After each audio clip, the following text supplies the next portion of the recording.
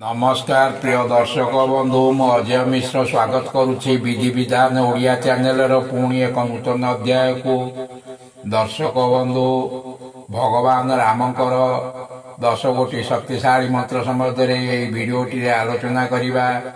जीवन में सबु मिछ सबु माया बंधन रे आमे बांधी होइछु, केवल राम नाम ही सत्य।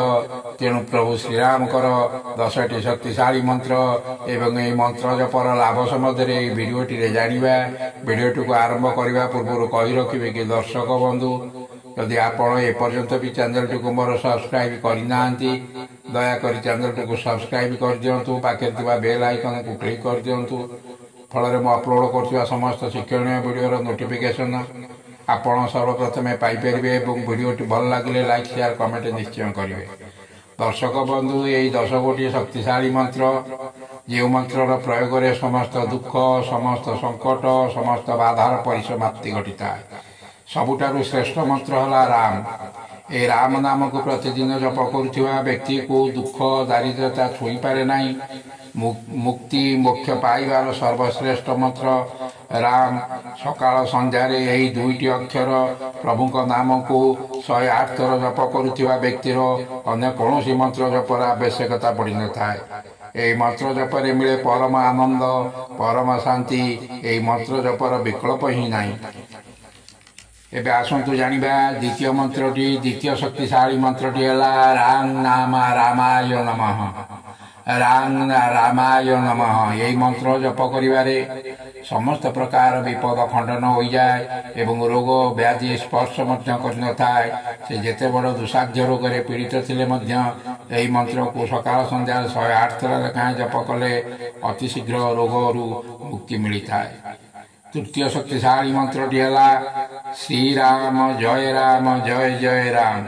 श्रीराम जय राम जय जय राम यही मंत्र को नीति प्रतिदिन जप करुवा व्यक्ति समस्त प्रकार संकटरू बहुत दूर थाए। चतुर्थ मंत्रटी है ओं रामाय हुं फट स्वाहा। ओं रामाय हुं फट स्वाहा यही मंत्र भगवान रामकर तांत्रिक मंत्र। यही मंत्र समस्त प्रकार विवाद समस्त प्रकार विवाद मालिक मकदमा विजय लाभ कराई थाए। पंचम मंत्रटी है ओं रामचंद्राय नमः। ओं रामचंद्राय नमः यही मंत्र जप करिवारे समस्त प्रकार क्लेश भय दूर होता है। यही मंत्र जप करिवारे बहुत दिन शत्रु मध्य मित्र पाल्टी जाइथा। एबे आसंतु जानिबा षष्ठ मंत्रटी एहीपरि ओं राम भद्राय नमः। ओं राम भद्राय नमः यही मंत्र जप करिवारे जो सब कार्य आरंभ करने मात्र विभिन्न प्रकार समस्या देखा जाऊथिबारु ताहा अटकी रही थाए। से सब कार्य पुनर्बार चालू हेबाकु लागि थाए। सप्तम मंत्रटी है ओं जानकी वल्लभाय स्वाहा। ओं जानकी वल्लभाय स्वाहा यही मंत्र जप करिवारे सब प्रकार मनस्कामना एपरिक अति दुर्लभ मनस्कामना अति पूर्ण होता है। एबे आसंतु जानिबा अष्टम मंत्रटी एहीपरि ओं नमो भगवते रामचंद्राय।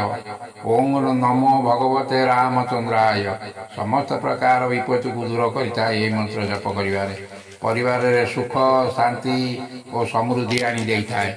एबे आसंतु जानिबा नवम मंत्रटी एहीपरि ओं दशरथाय विद्महे सीतावल्लभाय धीमहि तन्नो श्रीराम प्रचोदयात् यह राम गायत्री मंत्र। यही मंत्र समस्त संकट को दूर करिथाए दारिद्रता दूर करी विपुल धनर अधिकारी करिथाए। एबे आसंतु जानिबा दशम मंत्रटी एहीपरि ओं रामाय धनुष्पाणये स्वाहा। ओं रामाय धनुष्पाणये स्वाहा यही मंत्र को प्रतिदिन जप करिवारे माली मकदमा संबंधी समस्त कार्य सफलता मिलवा सह शत्रु माने दूरे जाइथांती। दर्शक बंधु भगवान रामकर आपण जेकोसी गोटे मंत्र हो किंबा यही 10टी जाक मंत्र को जदि मन रखी आपण सकाल संध्यार अति कम 7 थर उच्चारण करती तेबे आपण प्रत्येक कार्य सफलता मिलवा सह सुख शांति समृद्धि निश्चय लाभ हेब। भक्ति रे कमेंट बॉक्स रे लिखि दियंतु जय जय राम जय श्री राम। रहुछि धन्यवाद नमस्कार।